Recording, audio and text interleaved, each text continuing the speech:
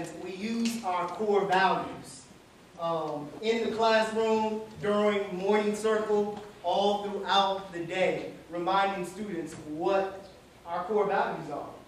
Striving for excellence. Thinking critically. Accountability. And integrity. Respect. A sense of urgency. These are our core values, and they're constantly reminding that you have to live up to the Black Star core values. They're also, affirmed when they live up to those Black Star core values. We have the Garvey Behavior Management System, like I said, and there were rewards. You saw the certificates on the wall. They are noted and affirmed as Garvey soldiers. Garvey soldiers when they follow through with those core values. And there's a system and a checklist with how we do that throughout the day. But we use that. And that also speaks to this last element on the slide, the ability to maintain self-control and adequately cope with frustration. That's one of the behavior management systems, the one that Kwame just discussed. The ability to observe carefully and discriminately. And that speaks to what I was discussing earlier. That goes right along with the ability to listen discriminately.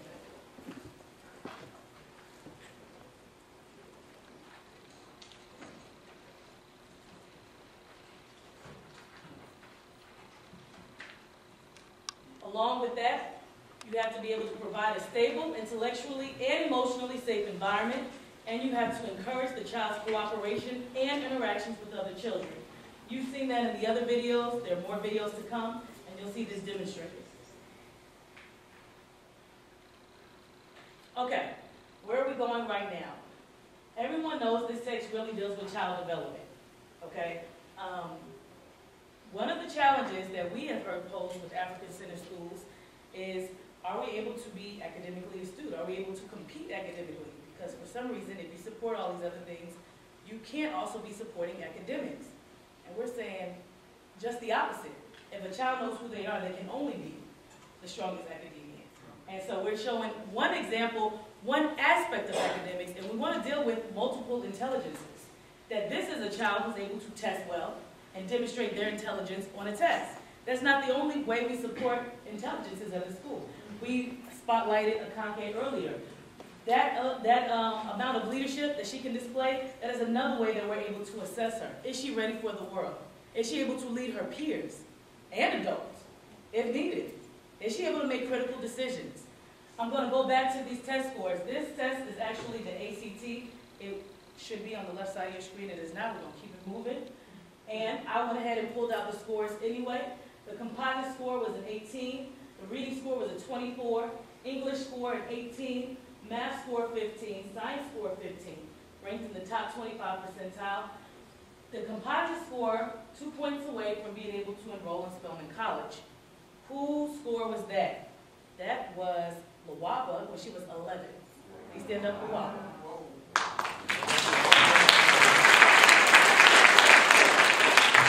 Okay? Lawaba is actually an example of someone who's been taught between Kwabena and myself her whole academic career. He had her in kindergarten, and she cycled through. She flipped to me, I think, around third. She cycled through. Now she's 7, 8, 9, wherever the wind blows, depends on the subject, depends on the day. Who knows? Depends on what she can show, right? And we begin giving them the ACT and the SAT test 7th grade, so that we can go ahead and do it. Okay? So these are the WAB scores from 11 years old. So then you can't have that argument of, well, if you do all that feel-good stuff and teach them about being African, they surely can't be academic. Really? I can prove you wrong on that one, too. Thank you, Baba Hayes. Okay, we have another student. Here's another one. Mama River called me up this summer and asked if I would work with Kahinda.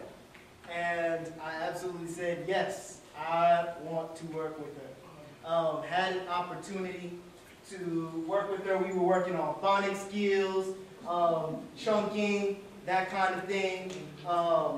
She went through it. We used the bitter bow, played different activities and games. This is March. This is her writing. We see science, life cycle, fungus, a type of, you notice the handwriting. I want to progress, see what it's looking like now in August. as we continue to work with her. Auntie Fatima's working with her. She's assessing her through dance, saying this is where she's seeing progress. All the time, Auntie Fatima is working with her with the African dance. She's noticing this progress in her. She communicates with Mama Nzinga all the time, the staff, so on and so forth. We see now, she's now writing sentences in October, complete sentences with a depth of content.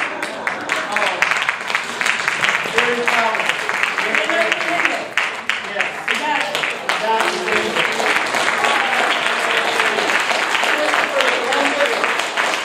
Was not a good person because he stole gold and killed people. Christopher Columbus did not discover America because people were already there. And there's a sentence cut off and it says, Christopher Columbus wanted gold. Period. That's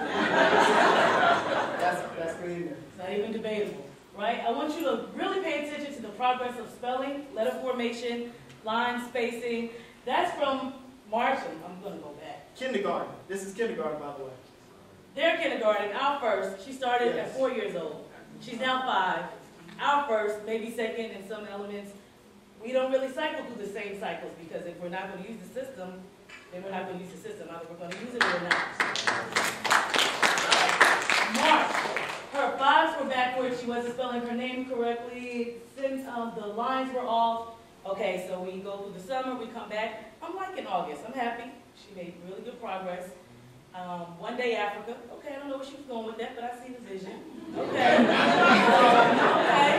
And we're reading it. Okay. And then, that's August 22nd. This is October 10th. And she's coming up to me and she's all coy. And I'm like, Candy, what are you showing me? I just want you to see my homework. And I'm looking, I'm like, oh my gosh. And I take her through the whole school. Look what Candy did. Look what Candy did. Look what Candy did. Don't you like Candy? And I was like, good job, Candy. And she was so excited. Her teacher said, she was like, can I please show Mama Nzinga? We were really excited, but for reasons that I don't know if a lot of people are picking up. And that is her ability to indent, although it's going the other way, still, the spacing, her ability to do her lines like this, the ability to go to the top of the line, half of the line, and the content, which is the part that I wanted to discuss with her. Well, what did you say in this?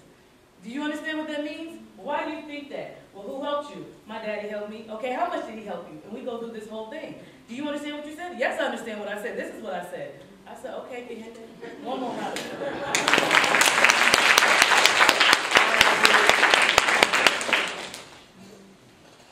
Self-concept and self-esteem. We believe in our students, and I do have a story that I want to share with you. I had the opportunity to work with a young man when I met him, he was in the 4th grade. And he was going to an Atlanta public school, having a very hard time. The school was predominantly white. Going to SST meetings, student support team meetings, constantly they were ready to put him on medication, the whole spiel.